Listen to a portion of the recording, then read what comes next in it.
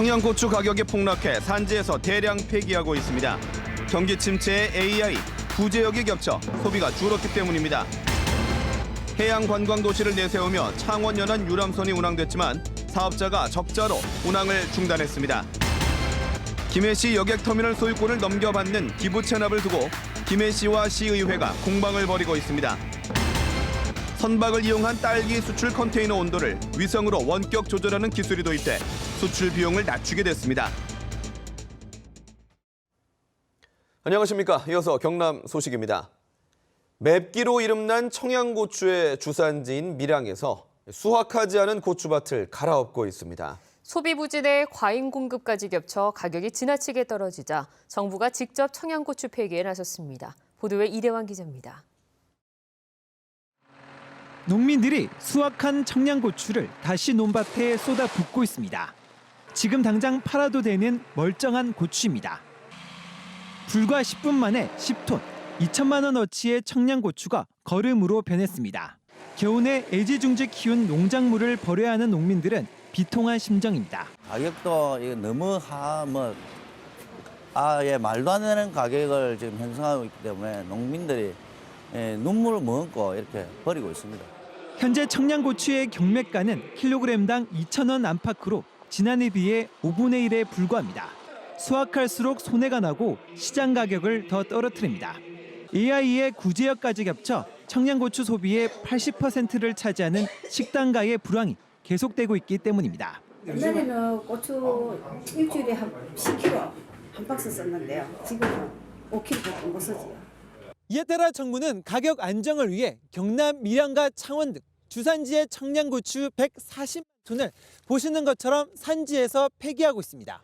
정부는 1차 폐기 뒤 시장 동향을 보고 추가 폐기 여부를 결정하기로 한 상황. 얼어붙은 소비 심리가 회복되지 않는 한 청양고추 농가의 어려움은 계속될 것으로 보입니다. KBS 뉴스 이대환입니다. 창원시가 해양 관광 도시를 꿈꾸며 유람선 터미널을 만들고 사업자까지 선정했지만 최근 유람선은 운항을 멈추었습니다. 배가 다시 뜰 수 있을지조차 불투명한데요. 그 이유를 오대성 기자가 취재했습니다. 마산만 바닷길로 도섬과 마창대교를 둘러보는 연안 유람선. 금요일 오후지만 터미널엔 사람을 찾아보기 힘듭니다. 특산품을 파는 상점엔 먼지가 가라앉아 있고 매표소 출입문은 넉 달째 굳게 닫혀 있습니다. 지난 2014년부터 유람선을 운행해 오던 선사가 사업을 접었기 때문입니다. 6억 원을 보조금으로 받았지만 늘어나는 적자를 견딜 수 없었습니다. 적자가 3년치가 다 누적되다 보니까 사업하는 게 한계가 있는 것이고, 해상 관광에 대한 확실한 제가 볼 때는 전혀 3년 안에는 없는 것 같고 해서. 창원시는 한 해 15만 명이 이용할 거라 예상했지만 실제로는 30% 수준에 그쳤습니다. 창원시는 지급했던 보조금을 돌려받고 새 사업자를 선정한다는 방침입니다.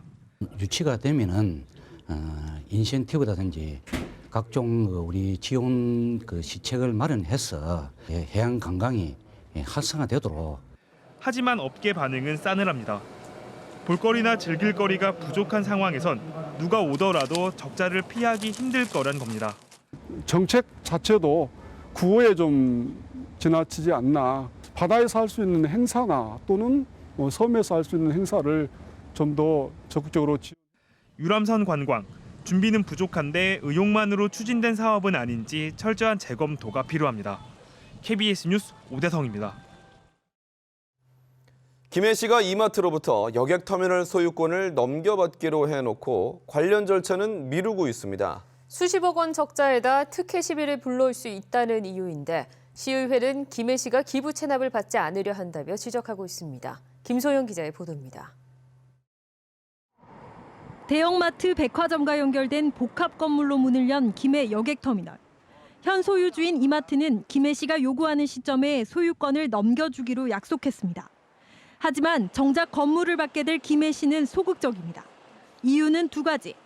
먼저 터미널을 김해시가 직접 운영할 경우 매년 10억에서 30억 원대 적자가 발생한다는 겁니다. 또 복합 건물 가운데 터미널만 분리해 기부 체납을 받으면 편익시설인 백화점과 대형마트가 기존 도시계획 시설에서 빠지게 돼 신세계 측에 이득을 안겨줄 수 있다고 주장합니다. 공정을 해놓은 상태입니다. 그래서 그 기부 체납 받는 시기는 적당한 시기, 그거는 우리 시에서 판단해야 될 사항이 아닌가. 하지만 시의회는 김해 씨가 기부 체납을 받지 않으려는 변명에 불과하다며 반박합니다. 적자 예상은 김해 씨가 임대료를 시세보다 낮게 잡았고 터미널을 기부받아 입점 점포를 늘리면 운영 수익을 충분히 늘릴 수 있다는 겁니다. 도시계획 시설 해지에 따른 특혜 논란 역시 기우에 불과하다는 입장입니다. 부가시설로 이마트하고 신세계가 들어왔잖아요. 지금 상업용지를 쓰고 있습니다. 쓰고 있는데 더 이상 무엇을 어떻게 특혜를 줄 수가 있다고 생각하시는지. 이달 말쯤 터미널 운영 수지 최종 용역 결과가 나오는 대로 김해 씨는 기부 체납 방안 등을 재논의할 방침입니다. KBS 뉴스 김소영입니다. 딸기 수출은 신선도 유지가 생명이어서 항공편을 이용하다 보니 물류 비용이 많이 드는데요. 위성으로 내부 온도와 습도를 조절할 수 있는 지능형 컨테이너를 이용한 선박 수출이 진주에서 처음으로 시도됐습니다. 보도에 조미령 기자입니다. 싱가포르로 수출될 진주 매향 딸기 600여 킬로그램이 컨테이너에 실립니다. 딸기 상자 곳곳에는 내부 온도와 습도, 이산화탄소 농도를 관측하는 센서가 부착됩니다. 싱가포르에 도착하는 일주일 동안 1시간마다 모니터링을 통해 위성으로 온도를 조절하기 위해서입니다. 국내에서 리모트 컨트롤로 해상 수송용 컨테이너 속 센서와 직접 통신하면서 원하는 선도 유지를 할 수 있는. 딸기가 물러지는 것을 막기 위해 이산화탄소 주입 챔버도 개발해 신선도 유지 기간도 열흘에서 닷새 더 늘렸습니다. 세계무역기구가 오는 2023년부터 각국의 수출 물류 비용 지원 정책을 중단하기로 합의하면서 물류 비용 줄이기가 급선무. 이 기술을 통해 딸기 수출이 성공할 경우 현재 부산에서 싱가포르 거리까지의 물류 비용을 4분의 1로 절감할 수 있습니다. 가격 경쟁력을 높일 수 있어 수출 판로 확대도 기대됩니다. 물류비가 너무 비싼 거예요. 그래서 해외 현지에서 유통되는 딸기 가격이 너무 비싸고 그래서 아직까지 판매가 좀 저변이 확대가 안 되는. 이번 딸기 선박 수출이 성공하면 상추와 시금치 같은 엽채류에도 적용해 신선 농산물 수출 전반에 활용될 예정입니다. KBS 뉴스 조미령입니다. 경주 지진 이후 전국 지진 대피소를 새로 지정해 관리하도록 했는데요. 그런데 지진 대피소 정보가 엉터리로 제공되고 있습니다. 황현규 기자가 보도합니다. 규모 5.8의 강력한 지진, 갑작스러운 지진동에 놀란 주민들은 혼란을 겪었습니다. 아니 이번에는 너무 심하게 올라와서 소리 터져가지고 그럼 이렇게 해줘도 됩니까? 이 때문에 국민안전처는 집 주변의 대피 장소를 미리 알아두라며 지진 대피소를 새로 지정했습니다. 학교 운동장과 공터 등 건물이 없는 넓은 공간을 5개 대피소, 내진 설계가 된 학교 강당 등은 지진 때 잠시 머물 수 있는 실내 구호소입니다. 27만여 명이 살고 있는 부산 남구인데요. 지금 보이는 이 학교를 포함해 이 지진 때 대피할 수 있는 실내 구호소 10곳이 지정돼 있습니다.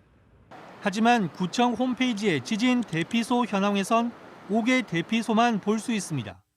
같은 지진 대피소지만 실내 구호소는 이재민 수용시설로 분류돼 정보를 올리고 관리하는 부서가 다릅니다. 상당히 좀 찾기 힘들지 않습니까? 좀 그렇죠. 요거는 저희들이 중시정가하고 협의를 해가지고 수정토록 하겠습니다. 주민들은 지진 때 찾을 실내 대피소가 있는지도 잘 모릅니다. 실내 대피소는 잘 모르겠어요. 잘 들어보시진 네. 않으시고요. 실내 구호소가 따로 있다는 건 잘 모르십니다. 네. 여기는 부산의 중심지인 부산 진구입니다. 거주하는 인구만 37만 명이 넘는데요. 이 지역의 지진 대피소가 몇 곳인지 알아봤습니다. 구청 홈페이지에는 지진 5개 대피소 74곳과 함께 실내 구호소 15곳을 올려놨습니다. 하지만 지진 대피소를 안내한다는 부산시의 생활지도 사이트에는 부산 진구의 경우 실내 구호소가 한 곳도 없는 것으로 나와 있습니다. 해운대구도 마찬가지 상황입니다. 토지 정보 파트에서 이제 하다 보니까 이제 그쪽 부분이 완벽하게 이게 입력이 안 된 것 같습니다. 국민안전처가 파악하고 있는 지진 대피소 현황을 살펴봐도 부산 진구와 사상구, 동구 등 3곳은 실내 구호소를 찾아볼 수 없습니다. 포털 사이트의 지도 검색을 통해 손쉽게 집 주변의 지진 대피소를 확인할 수 있지만 이마저도 국민안전처 자료와 일치하지 않습니다. 지진 대피소 정보를 엉터리로 제공하고도 주민들에겐 신속한 대피를 요구하는 게 지금의 재난행정 수준입니다. KBS 뉴스 황현규입니다.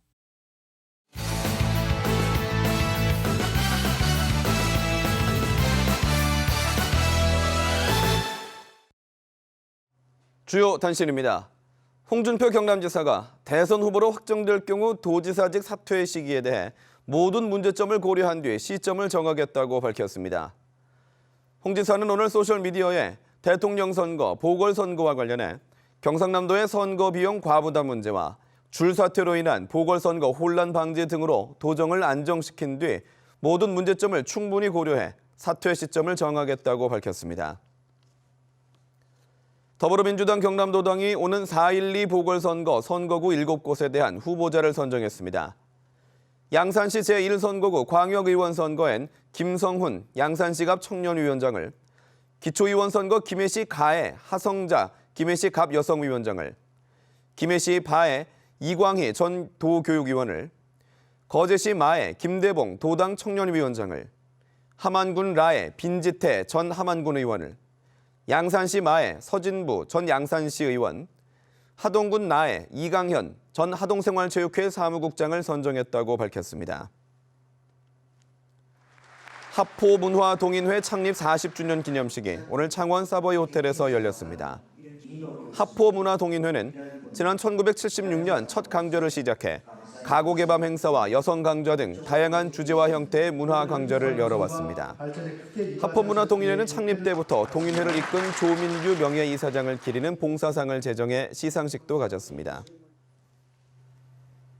다음 주 월요일부터 이성민 아나운서와 신유진 아나운서가 진행합니다. 지금까지 경남 소식이었습니다.